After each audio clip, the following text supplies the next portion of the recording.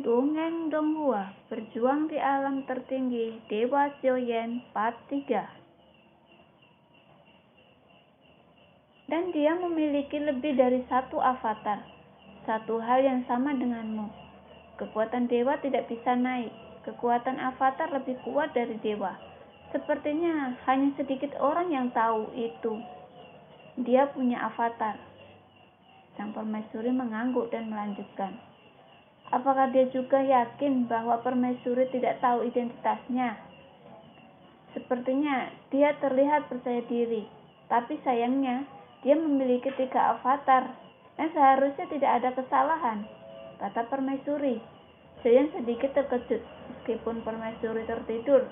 Tidak lama setelah dia pulih dan dia kebenaran istana dewa berburu sudah jelas. Dapat dilihat bahwa kekuatan permaisuri masih sangat kuat, sehingga istana pemburuan dewa akan sangat cemas setelah mendengar pemulihan permaisuri, dan terlebih lagi ketika Xiaoyan datang. Istana perburuan dewa berusaha untuk melenyapkan permaisuri sebanyak mungkin, pembangkit listrik abadi. Tampaknya tujuannya adalah untuk mencegah penghormatan datang lagi. Tetapi istana dewa berburu tampaknya tidak tahu bahwa yang mulia tidak akan datang. Tetapi reinkarnasi dari yang mulia datang dengan tenang. Tetapi kekuatan Xiaoyan terlalu lemah. Teriak para leluhur juga. Hampir tidak ada yang akan curiga bahwa Xiaoyan dan Xunsang dapat dihubungkan. 3 klon. Saya khawatir ada kesenjangan besar antara kekuatan saya saat ini dan dia. Dan saya bahkan tidak memiliki kualifikasi untuk bertarung dengannya. Xiaoyan segera tersenyum pahit ketika mendengar kata-kata itu. Kekuatan Xiaoyan sendiri adalah sudah jauh lebih kuat dari Dewa Xiaoyan. Meskipun Xiaoyan juga memiliki 3 klon, itu jelas masih tidak ada bandingannya dengan klon Zhu Hao. Bagaimanapun, Zhu Hao memiliki istana berburu besar di dunia nyata Yuanyin dan memiliki sumber daya yang tak terhitung jumlahnya. Bagaimana ketika klonnya bisa normal? Sama seperti Yonghe barusan, dia tampaknya bukan tandingan Xiaoyan. Namun nyatanya serangan Xiaoyan tidak menyebabkan kerusakan apapun padanya, dan bahkan dipukul mundur dengan sengaja agar tidak mengungkapkan identitas aslinya. Sepertinya sekarang suami tidak perlu khawatir ketika avatar itu hanya masalah kecil. Permaisuri tersenyum, Xiaoyan tersenyum pahit.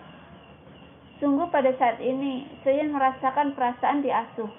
Ada Shen Yan Yuan di dunia nyata Yuanyin.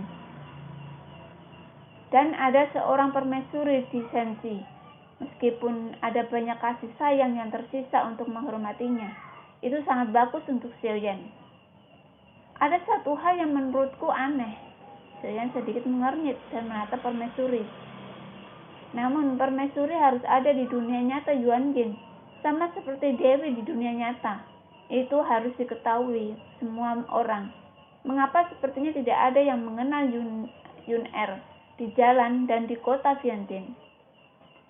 Pertanyaan ini telah berlama-lama di benak Xiaoyan. Tampaknya mereka semua memperhatikan penampilan permaisuri yang tiada taranya. Tetapi mereka tidak tahu identitas permaisuri. Kalau tidak, mata orang-orang ini mungkin tidak berani menatap begitu langsung. Saya telah tidur selama puluhan ribu tahun, dan itu mungkin menjadi fokus dunia nyata Yuanyin. Tetapi tahun-tahun telah berubah dan banyak hal telah berubah. Tidak banyak orang yang mengenal saya di era ini. Langsung pipit yang lucu, susah banget untuk tidak menyukainya.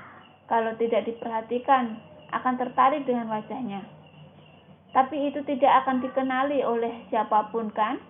Kecuali sebagian besar orang di kota Vientiane, yaitu kolom pembangkit tenaga listrik abadi.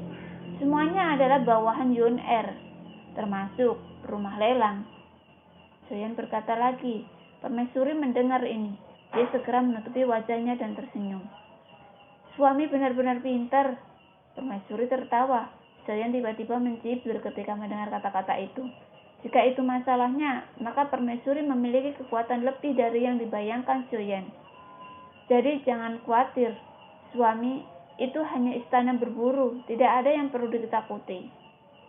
Ya, itu benar-benar wajah putih kecil. Xiaoyan tidak berdaya.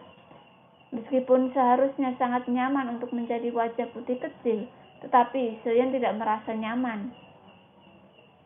Permaisuri juga tampaknya telah melihat melalui pikiran Xiaoyan, dan senyum di wajahnya semakin cerah. Saat berbicara, kelinci Pingyu itu telah membawa keduanya ke dalam kabut abu-abu. Visibilitas di sini masih jelas, tetapi hanya mewarnai dunia dengan lapisan kain kasa. Kabut abu-abu ini tidak biasa. Mereka dibentuk oleh energi iblis. Jika Anda menghirup energi iblis untuk waktu yang lama, itu pasti akan terpengaruh olehnya. Adapun situasi seperti apa yang akan terjadi, tidak diketahui. Di kabut abu-abu, Anda dapat melihat beberapa sosok berlari kencang. Semuanya menuju ke inti, tetapi ini sangat misterius. Ada beberapa gunung yang menutupi langit, seperti langit menjulang ke awan, meskipun tidak hilang, tetapi juga sulit untuk menemukan jalan yang benar.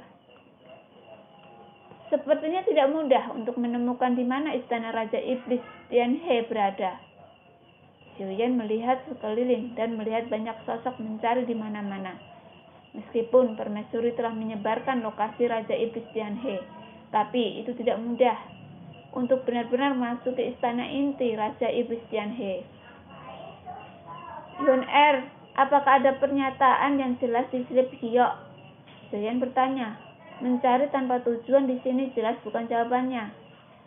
Dari apa yang saya ketahui tentang temperamen Raja Iblis Tianhe, dia seharusnya tidak membangun istana untuk dirinya sendiri.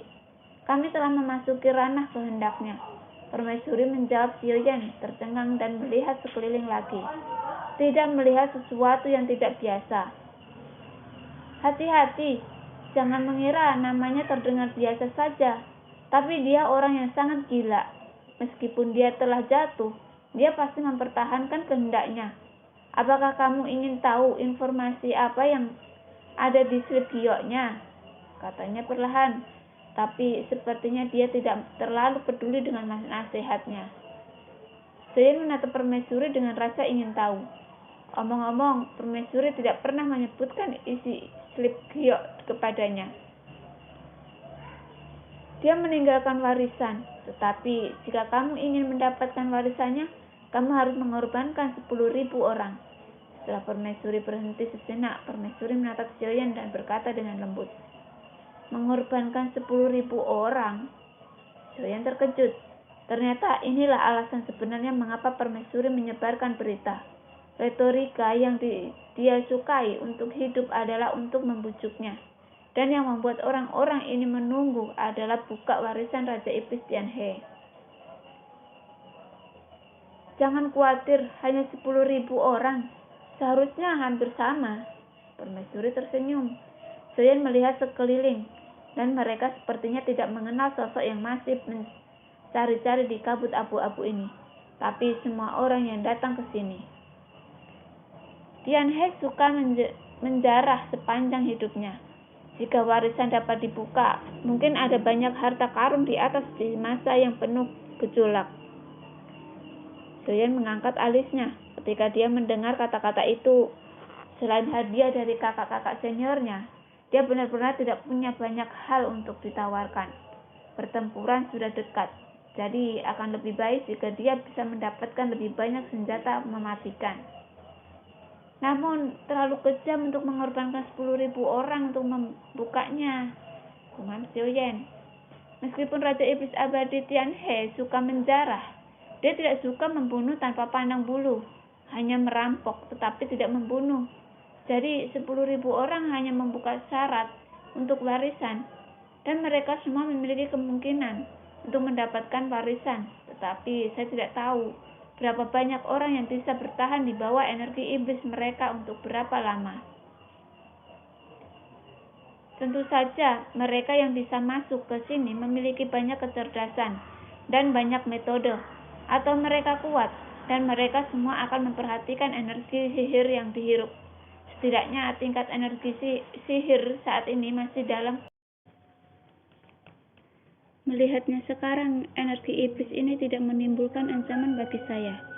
Zoyan memiliki jantung api di tubuhnya, dan lebih dari salah untuk menggunakan kekuatan api yang kuat untuk menghilangkan energi iblis ini.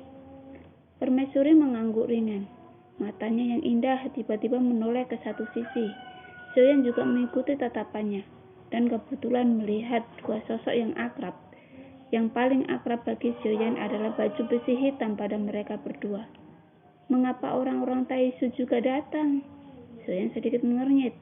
Matanya terpaku pada dua orang di kejauhan. Tidak mengherankan bahwa setelah orang-orang Taisu datang ke dunia nyata Yuan Yin, mereka menghabiskan sebagian besar waktu untuk mereka mencari keberuntungan. Mungkin itu karena sumber daya dunia Taisu sudah langka. Meskipun ada armor dewa palsu, mereka hanya benda asing. Siapa yang tidak ingin membuat diri mereka benar-benar kuat? Kata permaisuri perlahan.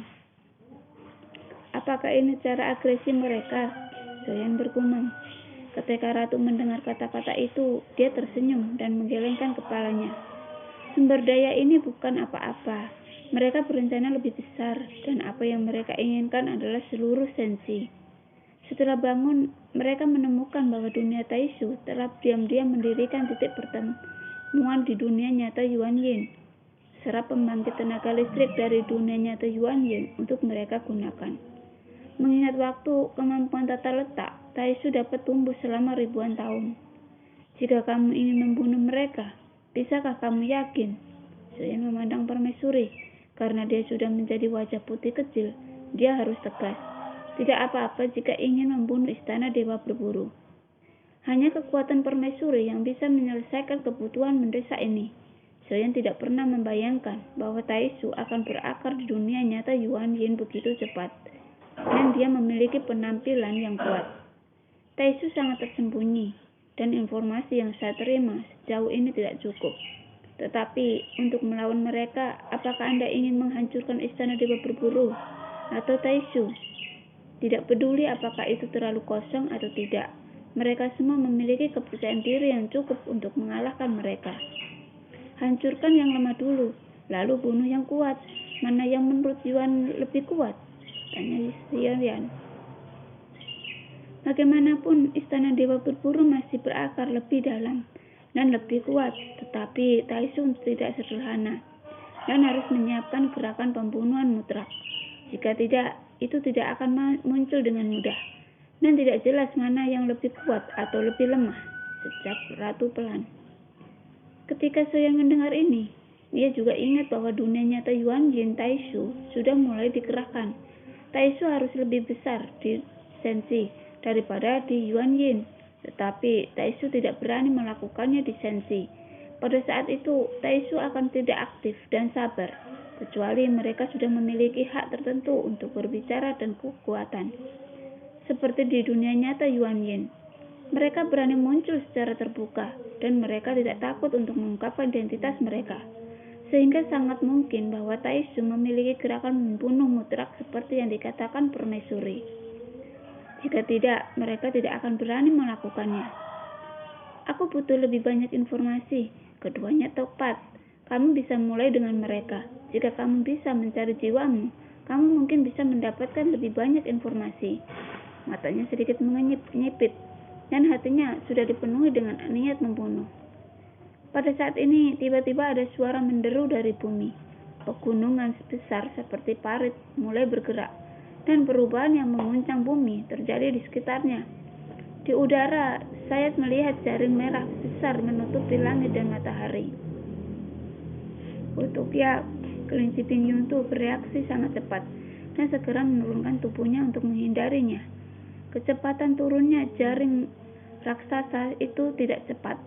Tampaknya tujuannya bukan untuk melenyapkannya, tetapi untuk menutupi semua orang di dalamnya.